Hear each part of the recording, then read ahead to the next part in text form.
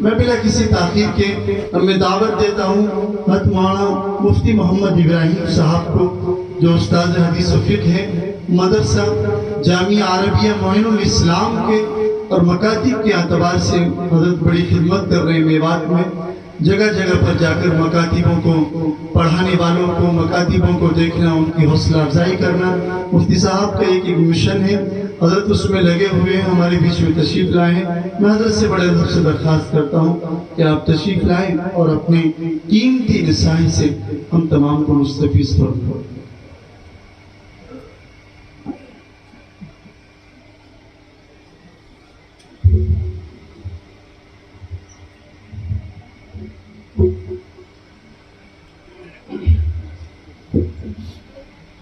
نحمده ونصلي على رسوله الكريم أما بعد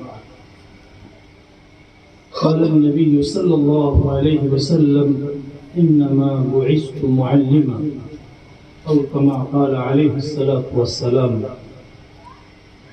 محترم حضرات، اللہ جل جلالہ امن والہ کا بے پناہ کرم ہے کہ اللہ تعالیٰ نے ہم کو اس مجلس میں آنے کی توفیق عطا فرمائی۔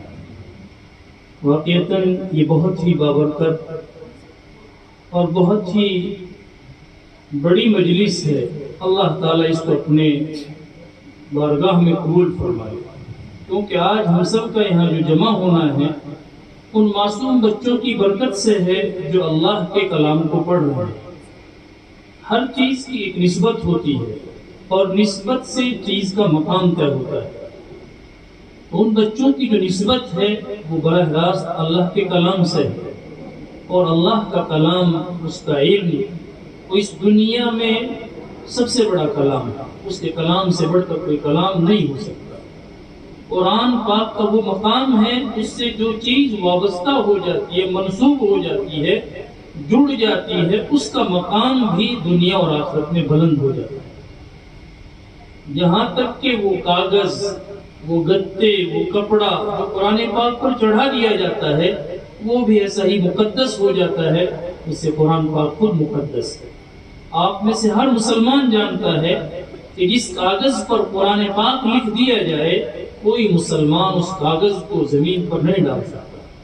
اگر وہ مل بھی جائے تو اٹھا کر اسے اونچی جگہ رکھے گا۔ حالانکہ کتنے سارے کاغذ راستوں میں پڑے ہیں، آدمی کی کوئی پرواہ نہیں کرتا، لیکن ایک وہی کاغذ جس پر قرآن پاک لکھ دیا جائے تو اتنا قابل احترام ہو جاتا ہے کہ آدمی سے اٹھاتا ہے، چومتا ہے، سینے سے لگاتا ہے، کیونکہ اس پر قرآن پاک لکھ دیا گیا۔ وہ کاغذ اتنا قیمتی ہو گیا کہ اب اس کی قیمت عام کاغذوں سے بہت مختلف ہے۔ تو بالکل اسی طرح جو انسان قرآن سے جڑ جاتا ہے ان کا بھی مقام وہی ہو جاتا ہے۔ ایک حافظ کو، ایک عالم کو ہم روزانہ دیکھتے ہیں کہ عام آدمی کتنی عزت دیتا ہے، حالانکہ وہ بھی ایک انسان ہے۔ اس عزت کی وجہ یہ ہے کہ بس اس کا تعلق قرآن سے ہو گیا ہے۔ اللہ تبارک و تعالی ہماری اس مجلس کو قبول فرما لے کہ اس کی نسبت بھی قرآن سے جڑی ہوئی ہے۔ یہ انہی بچوں کی حوصلہ افزائی کے لیے، اور واقعتاً یہاں یہ منظر دیکھ کر کے بڑی خوشی ہوئی کہ آپ نے ایک بڑے پیمانے پر بچوں کو انعام دیا۔ یہ اللہ تعالیٰ آپ کو اس کا بہترین بدلہ عطا فرمائے گا۔ یہ کوئی معمولی بات نہیں۔ یہاں بچے اللہ کے نبی صلی اللہ علیہ وسلم کے بارے میں سنا رہے ہیں، قرآن کے بارے میں سنا رہے ہیں، اور آپ خوش ہو کر کوئی 10 روپے، کوئی 20 روپے، کوئی 50 روپے، یہ 10-20 روپے معمولی نہیں ہے، اس سے اس بچے کا حوصلہ بڑھ رہا ہے۔ کل کو بچہ حافظ بنے گا، عالم بنے گا، وہ معلوم بھی نہیں رکھے گا کہ مجھے کسی نے کچھ دیا تھا، لیکن آج اس کا حوصلہ بڑھا۔ وہ جب تک وہ دین پڑھتا رہے گا، پڑھاتا رہے گا، آپ کو اجر ملتا رہے گا۔ وہ نیت کرے یا نہ کرے، کیونکہ اللہ کے علم میں موجود ہے کہ آپ نے محض اس بات کو سن کر، اسے خوش ہو کر کہ اس نے قرآن پڑھا ہے، اس نے دین پڑھا ہے، آپ اس کی حوصلہ افزائی کر رہے ہیں۔ اس مجلس میں آنے کی برکت ہے، ورنہ آج کتنے ہمارے سے جوان ہیں، اللہ تعالیٰ ان کی حفاظت فرمائے، جو گندی جگہوں پر، غلط جگہوں پر ہزاروں روپے خرچ کر رہے ہیں گانے والوں کے اوپر۔ خدا نہ خواستہ ایک آدمی نے گانے والے کو پیسے دیے، اس کے نام کا گانا گایا جا رہا ہے، ایک عام یہ گندگی پھیل رہی ہے پورے علاقے میں، تو جب تک یہ گانا گایا جاتا رہے گا اس پر بھی نحوست برستی رہے گی، یہ بھی اس گناہ کا مستحق ہے۔ کیوں کہ اس نے اس گانے والے کی حوصلہ افزائی کی ہے، اللہ تعالیٰ اس سے ہماری حفاظت فرمائے۔ تو کتنے لوگ برائی کا بھی حوصلہ بڑھا رہے ہیں، تو اللہ کا فضل آپ ان لوگوں میں ہے جو اچھائی کا حوصلہ بڑھا رہے ہیں، اللہ تعالیٰ آپ کو قبول فرمائے۔ تو اللہ کو یہ اچھا لگتا ہے کہ معصوم بچے اللہ کے کلام سے جڑے ہوئے ہیں۔ تو ان بچوں کے اوپر جو محنت ہوئی ہے، جو آپ نے یہ منظر دیکھا ہے، واقعتاً یہ بہت ہی خوبصورت منظر ہے۔ یہاں بھی شیطان کئی بار الٹی پٹی پڑھا دیتا ہے، بہت سارے ارے کہاں فائدہ ہو، اتنے خرچ ہوگو، ایسے لوگ بھی اللہ معاف فرمائے، بڑی جہالت کی بات ہے۔ یہ اتنا بڑا فائدہ ہے کہ دنیا میں اس کا حساب ہی نہیں لگایا جا سکتا۔ آپ دیکھ رہے ہیں یہاں پر اتنا سکون، یہاں علماء کی باتیں آپ سن رہے ہیں، اور یہ دین کی جو باتیں ہیں یہ رائے گاہ نہیں جاتی۔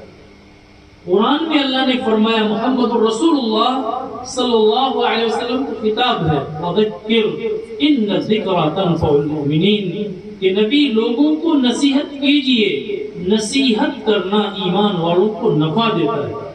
ایسا ہو ہی نہیں سکتا کہ کہیں دین کی بات ہو، نصیحت ہو اور اس کا فائدہ نہ ہو، کہیں نہ کہیں کسی نہ کسی کو فائدہ ہوتا ہے، اور ہم سب یہ محسوس کرتے ہیں۔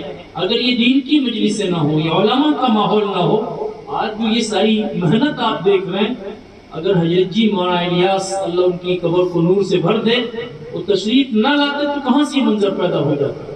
اگر ان کی باتیں ہمارے بڑے بوڑھے نہ سنتے اور ان کو اپنے اس علاقے میں بار بار نہ بلاتے، حضرت جی مولانا الیاس اپنے سے نہیں آئے تھے، اس زمانے کے جو طلبہ مرکز نظام الدین میں جو چھوٹی سی مسجد ہے بنگلے والی، وہاں پڑھتے تھے، وہ حضرت جی مولانا الیاس کو لے کر آئے تھے میوات میں۔ مولانا بیچاروں کو پتہ نہیں تھا میوات کہاں ہے، وہاں کے کیا حالات ہیں، تو ان لوگوں نے جا کے بتایا، حضرت جی کو لے کے آئے۔ جب حضرت جی نے دیکھا کہ یہاں لوگ کلمہ لا الہ الا اللہ نہیں جانتے، ان بیچاروں کو نماز کا پتہ نہیں ہے، تو حضرت جی مولانا الیاس رحمۃ اللہ علیہ نے سب سے پہلے میوات میں مکتب قائم کیے۔ مکتب کہتے ہیں جو مسجد میں بچے پڑھتے ہیں ہمارے، یہ مکاتب ہیں، ان کی بنیاد ہمارے علاقے میں حضرت جی مولانا الیاس رحمۃ اللہ علیہ نے ڈالی۔ اس لیے دین جو ہے وہ قرآن کے بغیر نہیں آئے گا۔ جو آدمی قرآن نہیں جانتا، قرآن کا علم نہیں جانتا، وہ دین کا کام نہیں کر سکتا، اسے دھوکہ ہے کہ میں دین کا کام کر رہا ہوں۔ جو آدمی خود نہیں جانتا وہ دوسرے کو کیا سکھائے گا؟ جسے خود نہیں آتا قرآن صحیح پڑھنا، وہ دوسرے کو صحیح قرآن پڑھنا کیسے سکھائے گا؟ آج آپ سب دیکھتے ہیں، اگر کسی جماعت میں ایک عالم امیر مل جائے تو ہر آدمی خوش ہو جاتا، ہمارا امیر عالم ہے۔ کیوں؟ کہ اب ہم سیکھ لیں گے، اب ہمارا فائدہ ہو جائے گا۔ جس جماعت میں کوئی عالم نہ ہو تو سارے ساتھی کیا کہتے ہیں کہ جی ہمارے ساتھ کوئی عالم نہیں ہے، ہمیں کچھ نہیں سیکھا۔ ابھی ہماری مسجد میں بھی چلے، حیدرآباد کی جماعت آئی ہے 20 دن سے ہماری مسجد میں، اس میں 3-4 ساتھی پہلی بار آئے بیچارے، تو وہ کہتے ہیں جی ہمارے ساتھ کوئی عالم نہیں، آپ ہمیں کوئی حافظ دے دو بس، ہم تو قرآن سیکھنا آئے تھے، ہمیں نماز نہیں آتی، ہم تو اسی لیے 4 مہینے کے لیے نکلے ہیں، اب ہم میں سے کوئی حافظ عالم نہیں ہے، ہمارا وقت ایسے ہی جا رہا ہے، ایک چلہ ہو گیا لیکن ابھی تک ہماری ایک صورت صحیح نہیں ہے، کیونکہ اس کے بغیر دین آ ہی نہیں سکتا ہے۔ تو حضرت جی مولانا الیاس رحمۃ اللہ علیہ نے سب سے پہلے یہ مکاتب قائم کیے تھے۔ لیکن دیکھو دنیا ہے، یہ ہر چیز میں حالات تغیرات آتے ہیں، تبدیلی آتی ہے، مکاتب میں بھی کچھ کمزوریاں ہوئی، علماء بھی بھائی فرشتے نہیں ہیں، ان سے بھی چوک ہو سکتی ہیں۔ جیسے ہمارے مساجد میں قرآن کو اس طرح نہیں پڑھایا جاتا تھا جیسے پڑھایا جانا چاہیے، اس کے بہت سارے اسباب ہیں، بچے یہاں زیادہ ہوتے ہیں، پڑھانے والا ایک ہے، پھر تنخواہوں کا معیار بہت کم ہے، جو بڑے بڑے ماہرین ہیں، جو اچھے بچے مدارس سے فارغ ہوتے ہیں، وہ مساجد میں نہیں آتے، کیونکہ ہماری جو مساجد کا تنخواہ کا معیار ہے وہ بہت کم ہے۔ اب عام طور پر مساجد میں جو امام حضرات ہیں بیچارے، وہ آتے ہیں کہ جو لگتا ہے کہ ہم کہیں کچھ کام نہیں کر پائیں گے، اور ہمارے لوگوں کی بھی ایک بڑی کوتاہی ہے، کسی سے پوچھتے ہی نہیں، جو ملا اسے لگا لیا۔ آپ کے یہاں بڑا مدرسہ ہے تاؤڑو میں، ہر علاقے میں حلقے میں ماشاءاللہ بڑے بڑے مدارس موجود ہیں، بل ایک درخواست ہے، ہم نے سلسلہ شروع کر رکھا ہے کہ آپ جب امام لگائیں تو اس کو مدرسے کے تحت لے کر آئیں، کیونکہ اس سے اس استاد کو بھی فکر رہے گا کہ میں کسی کے بیچ سے آیا ہوں۔ وہ آزاد نہیں ہے کہ میں جو چاہے کروں جیسے چاہے کروں. اسے مدرسے والے سمجھا کر بھیجیں گے تجھے کرنا کیا ہے وہاں پر, پھر وہ اس کی نگرانی بھی کریں گے. لیکن اگر ہم نے جو آیا اس کو لگا لیا, پوچھا ہی نہیں یہ پہلے کہاں کام کر رہا ہے, کیسے کام کر رہا ہے, وہ پڑھاتا ہے کہ نہیں پڑھاتا ہے. ابھی ایک بستی کے لوگ آئے, مجھے بہت اچھا لگا. انہوں نے کہا جی ہمیں ایسا عالم چاہیے جو ہمیں قرآن سمجھا سکے, ہم قرآن کا ترجمہ سننا چاہتے ہیں, تفسیر سننا چاہتے ہیں. باقی بھائی تم دو گے کیا, یہ سوال ہوتا ہے, کیونکہ جو آدمی آپ کو 24 گھنٹے دے رہا ہے وہ فرشتہ نہیں ہے بھائی, اس کی بھی ضروریات ہے. تو انہوں نے یہ کہا کہ جی ابھی ہم شروع میں تو انشاءاللہ 10,000 دیں گے, لیکن اگر آدمی ایسا ہی ملا جیسا ہم چاہ رہے ہیں تو جتنا آپ ہوگا نا اتنی تنخواہ دے دیں گے. اللہ کا کرم ہے, کمی نہیں ہے. ابھی آج یہ بچوں کا چھوٹا سا آپ کا اجتماع ہے, اس پر آپ نے 50,000 روپے خرچ کیے ہیں. اللہ آپ کو بہترین بدلہ نصیب فرمائے. تو اگر آپ کی دل میں قدر نہیں ہوتی تو کہاں سے آپ خرچ کر دیتے. تو اللہ کا کرم ہے, قدر ہے, لوگوں میں فکر بھی ہے, دین کی عزت بھی ہے. لیکن بھائی کہیں ہماری غفلت ہو جاتی ہے, کہیں آپ کی غفلت ہو جاتی ہے. یہ اجتماعات, یہ جلسے اسی لیے ہیں تاکہ ہماری جو کمیاں ہیں وہ دور ہوں اور ہم ایک کام کو صحیح رخ پر لے کے چلیں. تو آپ اللہ کے لیے امام کا انتخاب کرتے وقت کسی نہ کسی ادارے سے اسے ملاؤ, وہ اس کی تحقیق کر کے دے گا کہ یہ آدمی امامت کے لائق ہے بھی کہ نہیں ہے. یہ کوئی معمولی منصب نہیں ہے جہاں آپ کھڑا کر رہے آدمی کو نماز کے لیے. اس کے اندر سارے کمالات اور کوالٹی دیکھنی چاہیے. لیکن ہم اسی لیے نہیں دیکھتے کہ ہمیں تنخواہ بہت کم دینے آ رہا, کوئی کو نماز تو ہو ہی جائے گی. یہ طریقہ نہیں ہے. امام جتنا زیادہ ماہر ہوگا, کامل ہوگا, جبھی تو بچوں کو منتقل کرے گا. واقعی یہاں جو ہم نے بچے دیکھے, اگرچہ یہ صرف ایک اجتماع ہے, اس میں بچے جو آپ کو سنا رہے ہیں وہ اصل مقصد نہیں ہے. اصل مقصد ہے بچے کو قرآن پڑھانا. لیکن ان بچوں کے الفاظ سے, ان کی تیاری سے محسوس ہوتا ہے کہ پڑھانے والا بہت ماہر آدمی ہے. کہ آپ نے بھی دیکھا, ہم نے بھی دیکھا, ایک بچہ معمولی سا بھی نہیں جھجک رہا ہے, چھوٹے چھوٹے بچے سی جرت سے بول رہے ہیں. تو یہ ایک استاد کی کمال کی مہارت کی بات ہے کہ اس نے صرف ابھی یہاں 10 مہینے اس مسجد میں ہوئے ہیں اور بچوں پر ایک اچھی محنت کی ہے. تو اللہ تعالیٰ اس کو قبول فرمائے. تو جس کے اندر جو کمال ہوگا وہ ظاہر ہوتا ہے, وہ آپ کے بچوں میں منتقل ہوتا ہے. اور یہ بچے کل دنیا میں اور آخرت میں ہمارے لیے تو عزت کا ذریعہ بنیں گے یا خدا نخواستہ ذلت کا ذریعہ بنیں گے.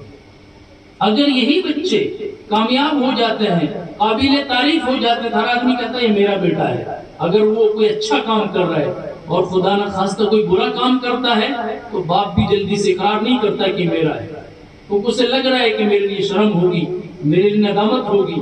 تو اللہ کے لیے آپ ایسے ائمہ علماء کا انتخاب کریں. اور جو یہ کام کر رہے ہیں, یہ میں نے دیکھا ہے پورے علاقے میں, اللہ اس علاقے کی حفاظت فرمائے. ہمارے جتنی قدر کرتے ہیں لوگ شاید کوئی کرتا ہو, ایسی بات نہیں ہے قدردانی نہیں ہے, بہت قدر ہے.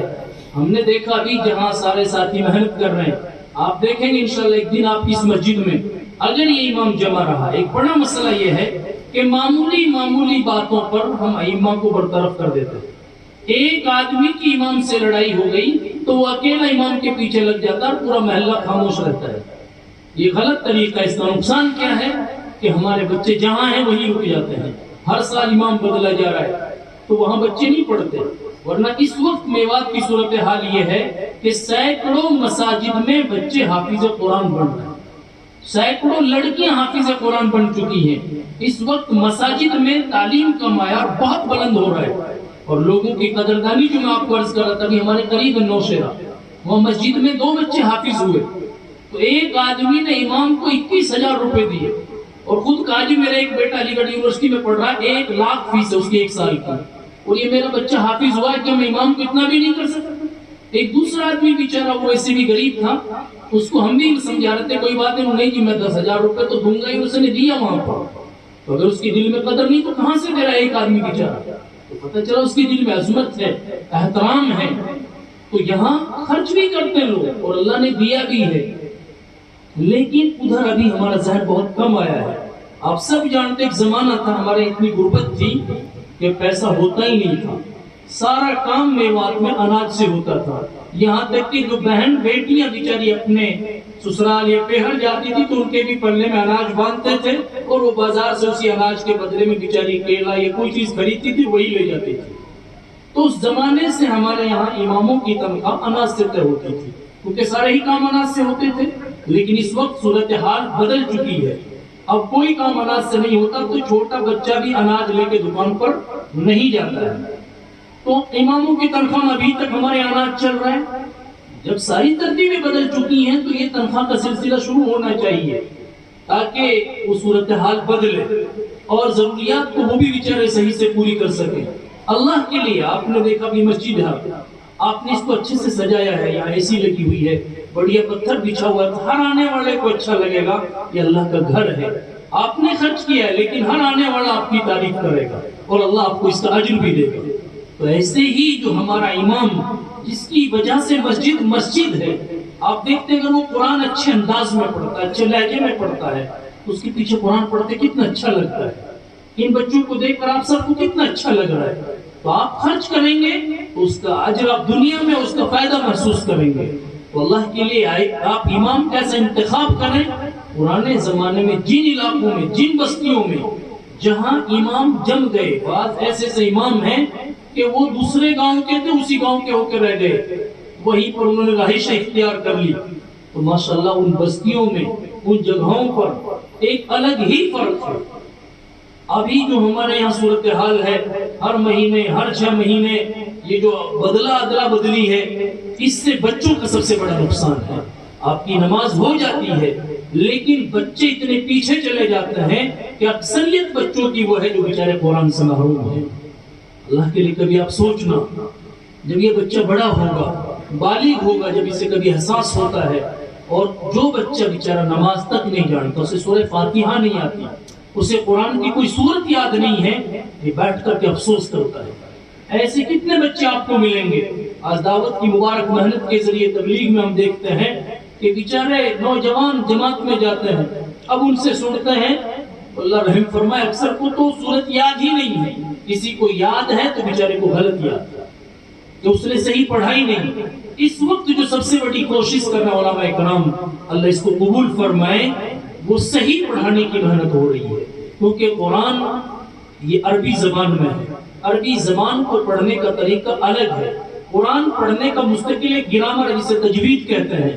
ابھی پچھلے دنوں ہم یہاں حلقے میں آئے تھے امتحان میں، تو ماشاءاللہ یہاں مولانا ہارون صاحب، مولانا شیر محمد صاحب، آپ کے مدرسے کے مفتی ہاشم صاحب، ان حضرات نے بہت سارے مکاتب میں امتحان رکھا تھا، اور پچھلے اس لاک ڈاؤن میں اللہ قبول فرمائے بعض ائمہ نے ایسی محنت کی، واقعی ہم نے جا کے دیکھا تو ہم حیرت میں پڑ گئے کہ انہوں نے 1 سال میں پورے مکتب کو بدل دیا۔ اتنا شاندار قرآن پڑھ رہے بچے جیسے مدارس میں پڑھایا جاتا ہے۔ تو یہ علماء اکرام بیچارے یہاں رات دن لگے ہوئے ہیں، اللہ ان کو جزائے خیر عطا فرمائے۔ تو یہ مستقل ایک کام ہے، یہ ایک مشن ہے، کیونکہ قرآن اللہ کی کتاب ہر ایک کے لیے ہے۔ قرآن ایسا نہیں ہے کہ چند مسلمان سیکھ لیں۔ اللہ کے نبی صلی اللہ علیہ وسلم نے فرمایا، جس دل میں قرآن کا کوئی حصہ محفوظ نہیں ہے وہ ویران گھر کی طرح سے، جیسے وہ گھر جس میں کوئی آباد نہ رہے، جیسے ہمارے کہتے تھے اس میں تو جنات رہتے ہیں، تو بالکل وہ دل ایسا ہی ہے جس میں قرآن کا کوئی حصہ محفوظ نہیں ہے۔ تو اللہ کے لیے ہماری یہ کوشش ہے کہ ہمارا ہر بچہ، کم سے کم جو بڑی نسل ہم سے نکل گئی اللہ معاف فرمائے، ان کے لیے بھی ہمارے مکاتب میں اساتذہ کو ہم کہتے ہیں کہ پڑھایا، ان کو نمازی بنایا۔ تو اللہ تعالیٰ کبھی کبھی کسی سے کام لیتا ہے تو بھی حالات بھی آ جاتا ہے۔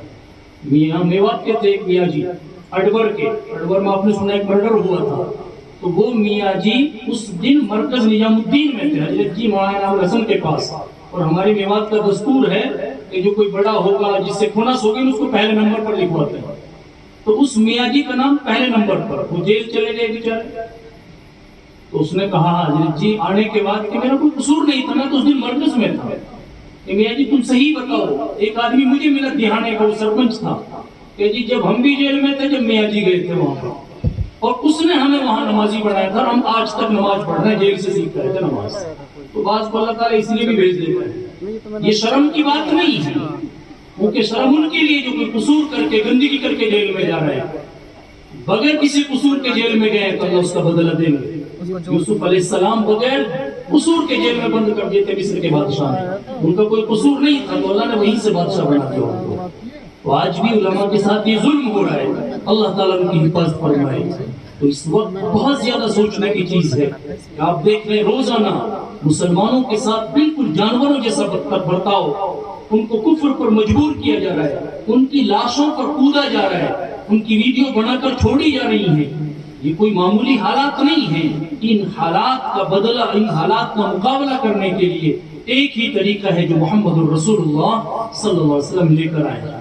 اگر اللہ کے لیے آج بھی ہم دین کو مضبوط پکڑ لیں، حالات بدلنے والے ہیں انشاءاللہ۔ ظلم ہمیشہ نہیں رہتا، ظلم کے خاتمے کی ایک حد ہوتی ہے، اور انشاءاللہ ظلم کے بادل چھٹنے والے ہیں۔ اللہ نے چاہا تو پھر حق قبول والا ہوگا، اور اس ملک میں اللہ تعالیٰ پھر سے اسلام کو عزت عطا فرمائیں گے۔ وہ سوچ رہے ہیں کہ ہم اسلام کو، مسلمانوں کو مٹا دیں گے۔ یہ طے ہو چکا ہے کہ ان کا پورا ایجنڈا باہر آ چکا ہے۔ وہ لوگ اس ملک کو ہندو اسٹیٹ بنا دینا چاہتے ہیں۔ یہ لڑائی اب چھوٹی موٹی نہیں ہے، ہم دھوکہ کھا رہے ہیں۔ اگر کوئی سوچ رہا ہے کہ بھئی یہ علماء کی لڑائی ہے، یہ فلاں جانور کی لڑائی ہے، اب یہ گائے کی لڑائی نہیں ہے، اب سیدھی لڑائی ہے۔ وہ روز کہہ رہے ہیں کہ اس ملک میں اب مسلمان نہیں رہ سکتا، جس کو رہنا تو ہندو بن کے ہی رہنا پڑے گا۔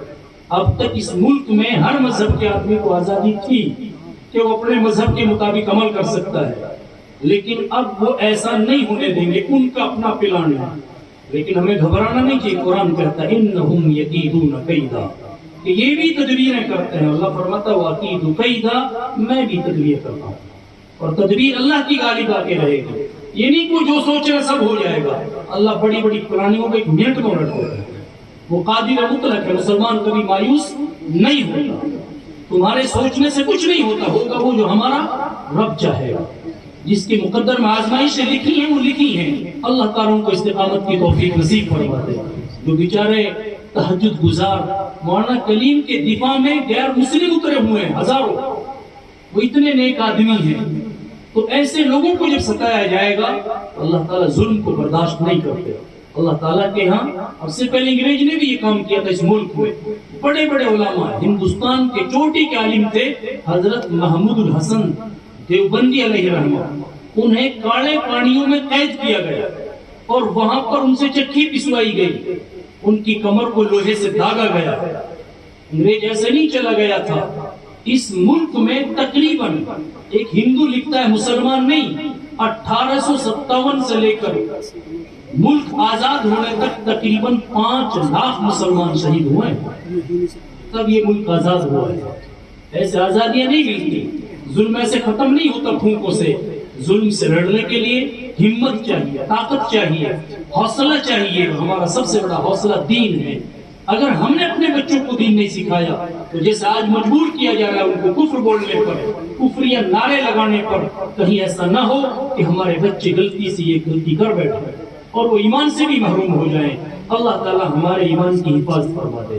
جان کی کوئی پرواہ نہیں ہے، جان تو دینی ہے۔ اللہ ہماری جان کو اپنے دین کے لیے قبول فرما لے، یہ تمہارے لیے خوش نصیبی ہے۔ کیونکہ صحابہ جب راہ خدا میں شہید ہوتے تھے تو کہتے تھے فزت ورب الکعبہ، کہ میں کامیاب ہو گیا رب کعبہ کی قسم۔ وہ کافی حیرت میں پڑ جاتے تھے، یہ مر رہا ہے اور کہہ رہا میں کامیاب ہوں، یہ کون سی کامیابی تھی؟ سے پتا ہے کہ مرتے ہی میں جنت میں جا رہا ہوں۔ تو موت گھبرانے کی چیز نہیں ہے۔ افسوس کا مقام یہ ہے کہ کہیں خدا نہ خواستہ ہم نے دھوکے میں، لالچ میں، ڈر میں آ کر ایمان کو چھوڑ دیا تو کہیں ہم محروم نہ ہو جائیں۔ جیسے کچھ لوگ سیاسی، ارے جیسا ماحول ہے نا ایسا چلنا چاہیے، ان کے ساتھ چلیں گے تو کچھ فائدہ ہو جائے گا۔ اللہ رحم فرمائے، اسلام نہیں سکھاتا یہ۔ ظلم ہے، اگر ہم ظلم کا ساتھ دیں گے تو ہمارا حشر بھی انہی کے ساتھ ہوگا۔ یہ اسلام کا طریقہ نہیں ہے، یہ اسلام نہیں سکھاتا۔ خدا نہ خواستہ ظالم کا اقتدار آ جائے تو ہم اس کی ہاں میں ہاں ملا دیں، یہ اسلام نہیں سکھاتا۔ یہ محمد رسول اللہ کا طریقہ نہیں ہے۔ ظالم ظالم ہی رہے گا، ہم اس کا ساتھ نہیں دے سکتے۔ اگر ہم نے ساتھ دیا تو خدا نہ خواستہ ہم بھی ان کے ساتھ شامل ہو جائیں گے، اور کہیں ایسا نہ ہو کہ جو عذاب اللہ کا عذاب ان پر آئے گا وہ ہم پر بھی نہ گیا۔ ایک آدمی گناہ کرتا ہے، دوسرا اس کے گناہ پر راضی ہے، تو یہ گناہ میں دونوں کے برابر۔ ابھی آپ نے حدیث سنی، تفسیر غلط بتا کے گئے، تو چاہے وہ کوئی بھی جو گناہ کر رہا ہے وہ غلط ہے، غلط ہے، ہم اس کو صحیح ٹھہرائیں، اس کی دلیلیں دیں، تو ہم بھی اتنے ہی بڑے مجرم ہیں۔ غلط کو غلط کرنا چاہیے، صحیح کو صحیح کرنا چاہیے، حالات جو بھی ہوں۔ اللہ تعالی ہمیں ہمت کی توفیق نصیب فرما دے۔ تو یہاں جو آپ یہ دیکھ رہے ہیں یہ نسلوں کی ایمان کی حفاظت کا ذریعہ ہے. جس بچے کے دل و دماغ میں بچپن میں قرآن اتر گیا انشاءاللہ العزیز وہ کبھی بھٹکے گا نہیں. اس سے چوک ہو سکتی ہے، گناہ ہو سکتا ہے، لیکن کم سے کم وہ ایمان کا سودا نہیں کرے گا. ایمان کی اللہ تعالیٰ حفاظت فرما دیں گے. تو اللہ کے لیے پورا مجمع طے کرے کہ ہم انشاءاللہ اپنے اس مکتب کو ایسے ہی جاری رکھیں گے. یہ تو ابھی اس کا پہلا اجتماع ہے. اگر واقعی ہم نے اس کی فکر کی، پتہ چلا کہ مولانا کے جو گھر سے ہیں وہ بھی ماشاءاللہ عالمہ ہیں، اللہ قبول فرمائے. آپ نے دیکھا سارے بچوں کو کتنے خوبصورت انداز میں انہوں نے سجایا ہے. حالانکہ کپڑا دینے والے آپ ہیں، لیکن سلیقہ تو کوئی نہ کوئی دیتا ہے بھائی، کوئی نہ کوئی شعور دیتا ہے. آپ بھی دیکھ رہے ہیں ان بچوں کو دیکھ کر کتنا اچھا لگتا ہے کہ ان کو دیکھ کر لگتا ہے واقعی یہ مسلمان کے بچے ہیں. تو ہمیں یہ حوصلہ ہونا چاہیے، ہمیں یہ فکر ہونی چاہیے کہ جو ہمارے بچے ہیں ہم ان کو نبی اکرم صلی اللہ علیہ وسلم کے طریقے پر ڈالیں گے. آج دشمن یہی چاہتا ہے کہ ان کے بچوں کو برباد کر دیا جائے. ہم اسی لیے سکول کالج کی پڑھائی کی منع نہیں کرتے، لیکن وہاں لڑکی پڑھنے جائے گی تو اس کو لوگڑا نہیں اوڑھنے دیا جا رہا ہے. یہ کون سا دین ہے؟ کیا لڑکی کے انگلش پڑھنے کے لیے لوگڑا اتارنا ضروری ہے؟ وہ سر ڈھانک کر نہیں پڑھ سکتی؟ جو بچہ ڈاکٹر بنے گا تو وہ پینٹ پہنے گا ہی. یہ کہاں ہے؟ وہ داڑھی نہیں رکھ سکتا. وہ انجینئر تو داڑھی نہیں رکھ سکتا. اسلام تہذیب کے خلاف ہے، انجینئر کے ڈاکٹر کے خلاف نہیں ہے اسلام. آج اللہ کا کرم ایسے ڈاکٹر بھی موجود ہیں آپ کو ملیں گے کہ جن کو دیکھ کر کے بالکل اللہ یاد آ جاتا ہے. ان کے لباس سے شکل سے آپ کو لگے گا کہ عالم دین ہے. تو اسلام یہ چاہتا ہے کہ ہمارے ڈاکٹر، ہمارے انجینئر، ہمارا ہر مسلمان دنیا کے جس محکمے میں ہے وہ مسلمان بن کے رہے، وہ محمد الرسول اللہ کا امتی بن کے رہے. اور خالی شکل سے نہیں، اخلاق سے بھی، اعمال سے بھی. اب ہمارا پولیس والا بھی رشوت لے رہا ہے، دوسرا بھی رشوت لے رہا ہے. فرق کیا ہے دونوں میں؟ مسلمان اگر رشوت لیتا ہے تو پھر وہ محمد الرسول اللہ کا صحیح امتی نہیں ہے. اللہ کے نبی نے فرمایا الراشی والمرتشی کلاہما فی النار، رشوت لینے والا اور دینے والے دونوں کو جہنم میں جائے. اور یاد رکھو اللہ رحم فرمائے، ہم دوسرے کے گھروں کو برباد کر کے اپنا گھر آباد نہیں کر سکتے. ابھی 3-4 دن پہلے پولیس والا ہے، نوجوان لڑکا بہت خوبصورت، اور کیا کہہ رہا ہے جی میں مرنے آیا ہوں، بس میں زندگی سے ہار چکا ہوں. کیوں ہار چکا ہے؟ کہ جی میری بیوی نہیں مانتی اور میرے ماں باپ کی بے عزتی ہو گئی، دنیا بھر کی اس کی کہانی. بلکہ بھائی تم اپنی زندگی کو بدل لو. مرنا حل نہیں ہے، مرنے کے بعد تو ہماری زندگی شروع ہوتی ہے. تم تو حرام موت مر کے اور اس زندگی کو سخت کر رہا ہو. اب اس کو بیچارے کو سمجھ آیا. آج بہت بڑی بیوقوفی ہے، ہم سوچتے ہیں مر جائیں گے تو مسئلہ ختم ہو جائے گا. ہمارا مسئلہ تو شروع ہی کہاں ہوتا ہے بھائی؟ مرنے کے بعد شروع ہوتا ہے، مرنے سے ختم نہیں ہوتا ہمارا مسئلہ.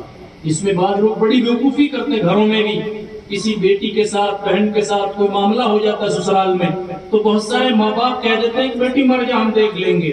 یہ بہت بڑا حرام کام ہے کہ آپ حرام موت مرنے کی دعوت دیں اپنے بچے کو. ایک مسلمان کم سے کم یہ بات نہیں کہہ سکتا جسے پتا ہے نبی اکرم صلی اللہ علیہ وسلم کا فرمان ہے کہ جو انسان حرام موت مرتا ہے وہ جیسے مرے گا، جو تکلیف اس کو مرتے وقت ہوئی ہے اس کو قیامت تک اسی تکلیف سے گزرنا پڑے گا. اللہ ہر مسلمان کی حفاظت فرمائے. اور ایک باپ ایک ماں خود یہ کہہ رہے ہیں کہ بیٹی تم مر جا ہم دیکھ لیں گے. آپ کیا دیکھ لو گے؟ وہ زیادہ سے زیادہ جیل چلے جائیں گے. تم 10-20 لاکھ روپے لے لو گے، لیکن تمہاری بچی پر جو قیامت تک وہ دور گزرے گا وہ کہاں سے روکا ہوگا اسے؟ اللہ کے لیے سوچیں، ہم کیسی جہالت کی بات کر جاتے ہیں اور ہمیں پتا بھی نہیں چلتا کہ ہم نے کہہ کیا دیا زبان سے. پھر بعد میں روتے پھرتے ہیں کہ جی میری بیٹی کی بخشش ہوگی کہ نہیں ہوگی اور مجھے تو کوشش کرنی پڑے گی. لیکن جس دن ہم مکمل مسلمان ہوں گے اس دن انشاءاللہ تعالی ہمیں دنیا میں بھی عزت دے گا اور آخرت میں بھی عزت عطا فرمائے گا. کریں گے بھائی اس کے لیے فکر انشاءاللہ. آپ اللہ کے لیے اپنے اس مکتب کو علماء کے مشورے سے اور بھی جو مساجد ہیں جہاں جہاں بھی ہیں اپنے ائمہ سے کہیں وہ اپنے مرکز سے رابطہ رکھیں. آپ کا جو مدرسہ ہے یہاں کے جو بڑے علماء ہیں، ہر حلقے میں اللہ کا کرم ہے بڑے بڑے علماء موجود ہیں، اپنے اپنے لیول پر محنتیں کر رہے ہیں، تو ان سے ان کا رابطہ رہے. وہ علماء آپ کی بستی میں مہینے میں 2 مہینے میں آتے رہیں تاکہ ان کو بھی آپ کی بستی کا حال معلوم رہے. ہم اپنی کارگزاریاں جا کے سنائیں تاکہ ایک دوسرے کا ربط اور تعلق باقی رہے. جب یہ رابطہ رہے گا تو انشاءاللہ آپ کے مکاتب کا یہ سلسلہ رہے گا. اس لیے مرکز کی طرف سے یہ ہدایات ہیں کہ حضرت جی معالیاس کے دور سے تمام مکاتب میں امتحانات ہوتے ہیں. سال کے اخیر میں شعبان میں ایک بیچ میں بھی امتحان ہوتا ہے، 2 بار کم سے کم امتحان ہونا چاہیے۔ جب کوئی عالم دیکھنے آئے گا، امام کو بھی رہے گا کہ میرے مکتب کا امتحان ہوگا، تو اسے بھی فکر رہے گی، پھر وہ بھی محنت کرے گا۔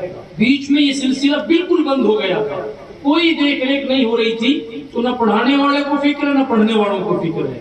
ابھی اللہ کا فضل سلسلہ شروع ہے، اور آپ دیکھتے گاؤں گاؤں ہر مسجد کا مکتب اس کا الگ امتحان ہو، باقاعدہ علماء اس کو آ کر دیکھیں، اور آپ بھی امتحان کے دن پورے موجود رہیں۔ آپ کو خوشی ہونی چاہیے کہ آج ہمارے بچوں کا امتحان ہو رہا ہے۔ جس آج ہم نے یہاں دیکھا تو بہت خوشی ہوئی، ماشاءاللہ جوان اور آپ سب بیٹھے ہوئے ہیں کہ آپ سب کو لگ رہا ہے کہ ایک بہت بڑا کام ہو رہا ہے۔ تو انشاءاللہ اگر آپ ایسی دلچسپی لیں گے تو پھر یہی بچیاں آپ کی چھوٹی چھوٹی حافظ قرآن بنیں گی، پھر یہی بچے حافظ بنیں گے، پھر یہی ماشاءاللہ دنیاوی اداروں میں جائیں گے۔ سارے بچے کوئی حافظ عالم ہی نہیں بنتے، کوئی ڈاکٹر بنے گا، کوئی انجینئر بنے گا، کوئی ڈرائیور بنے گا۔ ڈرائیوری کوئی لائن بری نہیں ہے، ساری لائنیں اچھی ہیں، انسان اگر اچھا ہو جائے، اگر انسان صحیح ہے تو وہ جہاں صحیح ہے وہ ہر جگہ صحیح کرے گا، اور انسان بگڑ جائے تو وہ وہی مسلح پہ کھڑے ہو کر کے بھی غلطی کرے گا۔ لائن کوئی بری نہیں ہے، لائن سب اچھی ہے، انسان کا اپنا وجود ہے۔ اگر وہ انسان صحیح ہے تو ماشاءاللہ بات پولیس جیسے محکموں میں ایسے ایسے مسلمان ہیں جن کو دیکھ کر اللہ یاد آ جاتا ہے، تہجد پڑھتے ہیں، 1 روپیہ حرام کا نہیں کماتے، سالوں ان کی نظر کسی غیر محرم پر نہیں پڑتی۔ ایسے سے ڈرائیور جو وہاں پر جا کر تعلیم کر رہے ہیں، 5 وقت کی نماز پڑھ رہا ہے، کوئی معمولی قربانی نہیں ہے، ڈرائیور جو ہر حال سے گزرتا ہے۔ تو ایسے سینکڑوں ڈرائیور ہیں میوات میں ماشاءاللہ جو پوری نماز پڑھتے ہیں، 1 روپیہ حرام کا نہیں کماتے، اللہ ان کو قبول فرمائے۔ ہر لائن میں، ہر محکمے میں ایسے لوگ موجود ہیں جو قابل اتباع ہیں۔ اللہ کرے ہمارا ہر مسلمان ہر لائن میں نبی اکرم صلی اللہ علیہ وسلم کے طریقے پہ آ جائے۔ کریں گے بھائی اس کی فکر، اللہ سے دعا بھی مانگیں، اللہ تعالی ہم سب کو عمل کی توفیق نصیب فرمائے۔ بیٹھ جائیں، اللہ سے دعا کر لیں، کیونکہ اللہ سے مانگ